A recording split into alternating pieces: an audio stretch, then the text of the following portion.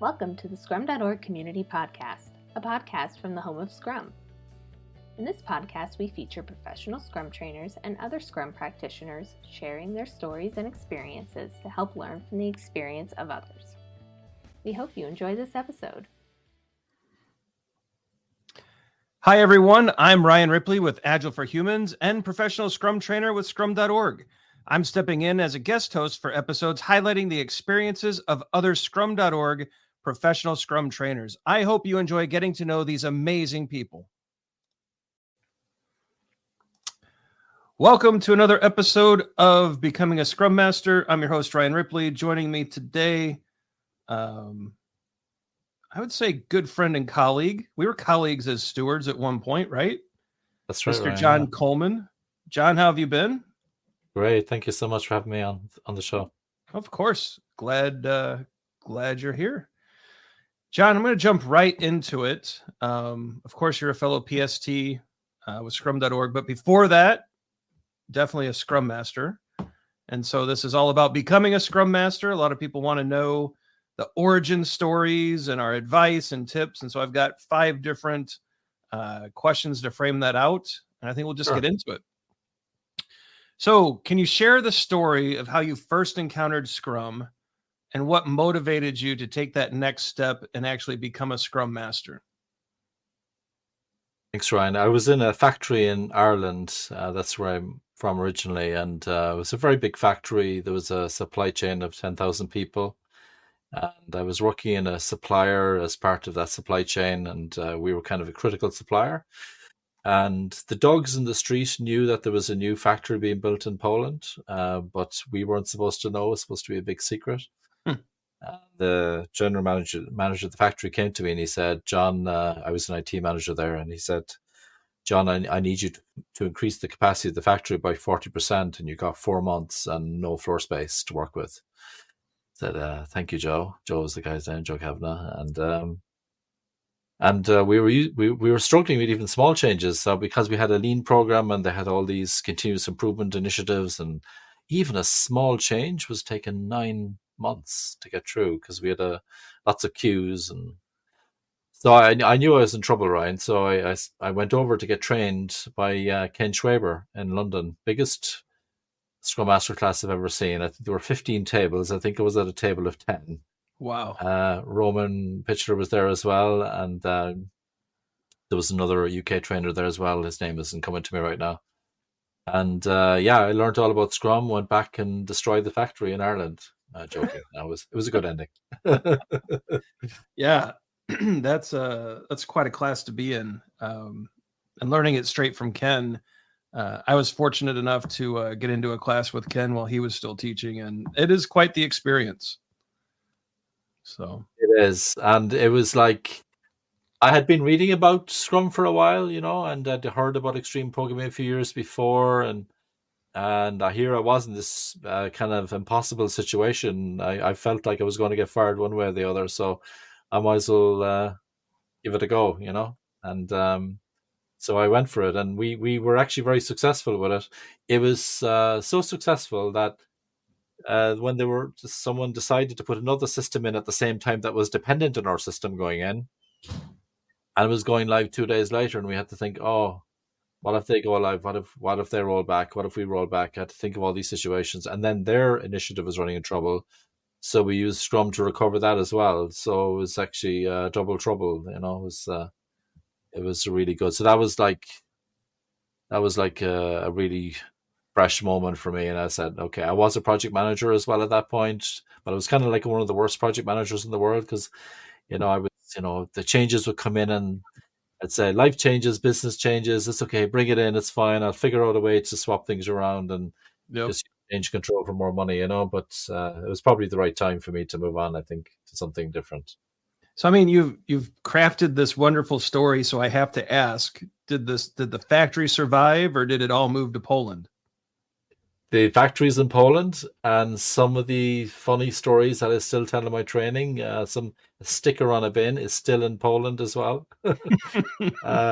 So not much changed. I mean, they changed a lot, obviously, since then because there's been progress. But in terms of the design that we put in, I understand it's still there. So Wonderful.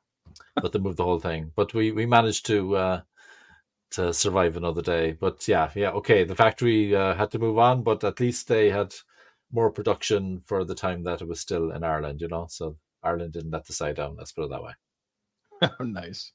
So this question might bleed into the previous one, and maybe you've already answered this, but I also like to ask about specific situations where there might have been a eureka or light bulb moment, something that showed the true power and potential of Scrum. I think the story you told is a great example. But if you have another one, just that experience where you just sat back and went, all right, I can never go back to the way I used to work because this was too good. Like this moment here, I want this forever. You know what I mean? Yeah, in that very first initiative, we were, it was 4 months of work, and 2 months in, there was a piece of work that we thought might only be 2 days of work, and we discovered it would take maybe 2 months. Wow. That was going to blow us out of the water. That meant that everything was going to be late. It was going to cause huge problems. And we looked at it, and the power of goals, the sprint goal in Scrum, it's a very religious word, sacrosanct. You cannot change it. Sounds very strict and unhelpful, but actually was very helpful because it crystallizes the mind. And we had this part that had 2 serial numbers, and we thought it was an axiom of supply chain: one part, one serial number. We would have had to change the whole back-end system for really no business value. So I don't know what inspired me to ask this, Ryan, but I went to the product owner and I said, we don't have any technical solution within the sprint to do this. I said, do you have any business solution? And she said, I do. I said, what is that? She said, put a paper sticker on the bin. I said, what? You don't want me to change the computer screen? No, put a paper sticker on the bin, so when they pick that part, they know what to do. And we'll instruct the line supervisors. Really? That'll satisfy the sprint goal? Are you serious? She said, yeah. If I knew it was going to be 2 months, I wouldn't ask for it. Okay. So that was interesting. It's like that was the power of outcomes over outputs there, where there was a focus about what are we trying to achieve here. And I mean, in the old-fashioned way, we probably would have dug our heels in maybe for 2 months trying to figure it out, and then we'd be late, right? So that was a big moment. That's huge. That collaboration between the business and tech. It just, what amazes me, John, and I'm sure you've seen this too, is that I've been cracking at this now for, how old am I? 25 years, and it still feels like there's a divide, right? And the only times I've ever seen it squeeze together and sort out is in some sort of Scrum context. I think Kanban teams do a pretty nice job with it too, but same types of principles of, collaboration, cross-functional. And I think a lot of that carries, even though the Kanban folks, we don't always admit that some of the Scrum thinking has bled in, and the Scrum thinkers don't always admit that Kanban has kind of snuck in. But, outside of those ideas, it just feels like that divide is still very present, and that just amazes me sometimes that we haven't squeezed that in all too much. Yeah, I'm glad you brought that up, Ryan, because something that I've noticed as well, I think something that might be increasing the divides would be maybe sometimes Scrum Masters can be a little bit too strict with, well, I'm probably saying it the wrong way. They're being too obvious about you have to do this because this is what Scrum says. You have to do this because that's, and the secret really is how can you make your Scrum look fluid? We're focusing more on the product and the value than the process. I mean, don't get me wrong, we still do everything we need to do, but the real magic is when it's happening, but it's like nobody notices that it's happening. It's just natural for everybody. It's, of course, we're going to get together and work as a team and head in a direction towards some product goal and take one step at a time and deliver one sprint goal after another, and we'll discover surprises along the way, but we work together and we build trust as a team, and we deal with these complex situations. And I think people forget that sometimes, that when they're having all these kind of wars, battles, so to speak, we kind of get a little bit lost. And I think we should all remember that we do really need to come across as helping and not being not getting in the way, if you know what I mean. I remember a very distinct moment of frustration, and you've worked with me enough to know that sometimes in my frustration, I will just shoot something out of my mouth and wish I could pull it back. Someone turned to me and used that phrase that you use. They said, "Well, Scrum says," and I turned to them. I just fired right back, and I've never seen a PDF talk. Knock it off. And Scrum doesn't say anything. It's silent on almost everything that people want it to speak to, and it amazes me. But yeah, I think you're right. The idea that we're here to help rather than be right or be correct or be dogmatic or fill in the other terms hasn't really, that helpful mindset would certainly go much further. I think so, and I think a lot of the maybe misperceptions that people have about Scrum is because they've been learning something different. I'm sure you've happened to you as well. You might even have someone coming into an advanced Scrum Master class, PSM2. They might have been trained a few years ago, thought they were doing Scrum for several years, and they find out during the class they weren't doing Scrum at all, and they were probably saying, "Oh, this doesn't work," or whatever. But you know what? It's actually really simple. There's hardly any must-have things in the Scrum Guide, actually, and if you've got a really good Scrum Master supporting you, it'll just feel natural. It's that's the way it should be, right? Oh, and speaking of perceptions, the way that the Scrum Master, we have role here, but accountabilities, however you want to place it. How has your perception and execution of the Scrum Master accountabilities evolved over time?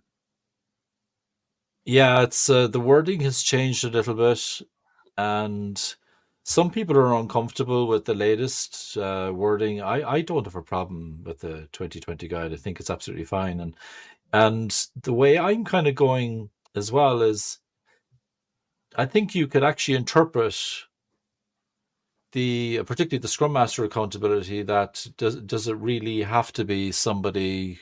Do we have to have someone who's not in the organization? Do we have to create a new person for that? Right. I'm going to say something a bit odd here now, but in the less community, for example, we don't have a big problem with managers. They even have an optional role for managers over there because they think they can fix problems and get things out of the way. They can help Scrum Masters to fix things, which begs the question then, could a manager be a Scrum Master? And I'm kind of in the camp that they could. You have to be careful, of course. You want to foster the self-management, and you don't want people, to feel like they're controlled or something like that. But actually, I've seen really good agile leaders being the manager and the Scrum Master for a team. I've also seen situations where, let's say, Ryan, you're my line manager. A lot of the time I might say, well, I hope you're a Scrum Master for a different team. You know what I mean? But I have seen situations, just so I can still self-manage, you know what I mean? Because you're looking after my pay review and all that. But I've seen situations where even where it was the same person, manager, Scrum Master, and it actually wasn't a problem because we were fluid. It all comes back to not kind of overcooking this thing, that it's we're just trying to work together to figure out how we're going to do this thing. And somebody's worried about the value, somebody's worried about the effectiveness of the team, and somebody's worried about quality. And together we're all trying to make things better. And I really like the way Scrum.org have moved the needle as well in terms of merging with other approaches. You mentioned the influence of Kanban, so we're less fussy now about how you size your work, for example. And Lean UX is that we have a Lean UX class, a Scrum with Lean UX class, which I think is amazing because there's lots of talk about what percentage of your backlog is really actually used by users and customers, and you could actually get rid of a lot of those for some items where you've got the customers banging the door down, you just build those. But for the items where you're not really sure you can harvest the value, you can now use Scrum with Lean UX, and Scrum.org are like right there with this. And I think it's really cool that we've got discovery to delivery within the Scrum house, and now we've got Scrum with Kanban, and we've got lots of variety as well, haven't we? We got people who are good at DevOps, some good with executives, at scaling, all sorts. It's a really healthy, nice community. It is. I mean, it's certainly a great group of diverse thoughts and mindsets, right? And sometimes it gets a little messy, but what I like about the group is that we always clean it up pretty quick, you know? Yeah, that's true. So very good. I think we'll move into advice. You know, I know sometimes advice is a dirty word, but in this case, we're going to encourage it. What advice would you give someone who is aspiring to be a Scrum Master? They haven't started yet, but they're looking at it. They're kicking the tires. They're thinking about it. Yeah. So this is very interesting because it comes up a lot for me that I often ask people when they come to my training, are you curious? And I'm trying to find out, do they want to go beyond what we normally cover in the class? Is there some extra stuff you want to cover? But really what I'm looking for is, are you a change agent? Yep. Are you going to be one of these people who says, yeah, it's awful. Things are terrible here, and slopey shoulders, and just kind of going around. Everything's miserable. Are you a glass half full or a glass half empty kind of person? When we see people having some struggles with using the approaches we're trying to help people with, are you going to be the person who's going to be encouraging people? Are you going to be the person who's actually against the whole thing? So I think the material question is, are you a change agent? Are you willing to be the face of the change on the inside? Because the customer will change us from the outside. Are you willing to help managers, people in teams, people in other teams to see another way of working? Okay, so you invite people, of course, to change, but the people, once they've said, I want to do this, are you willing to really help them on the hard road? And when things get difficult, are you willing to really, dig deep and help people to get through it? I think that's a really important thing for me. I know it's a bad metaphor, but I sometimes talk about the World Cup football final. Messi and Ronaldo. You've probably heard of these players, and Mm-hmm. I say to people, it's a bad metaphor. Metaphors always break down, but I say, imagine a World Cup football final, and the referee says, "Yeah, it's okay. You can all break each other's legs. It's fine. It's okay. Uh, what kind of a spectacle would that be?" And I'm not saying about the rules. I'm just saying, like, if you're trying to end up having a good game and basically help the team to deliver really good value, are you willing to make the tough decisions that will help the team to move forward? Are you willing to step in when there's conflict? Are you willing to, the team should self-manage, of course, but are you willing to step in when things get awkward? Are you willing to deal with the questions, the difficult questions that people will ask? Some of them are valid, and some of them are more coming from a place where people are resisting, not in a positive way. And how are you going to deal with that? Are you going to be are you going to be able for that?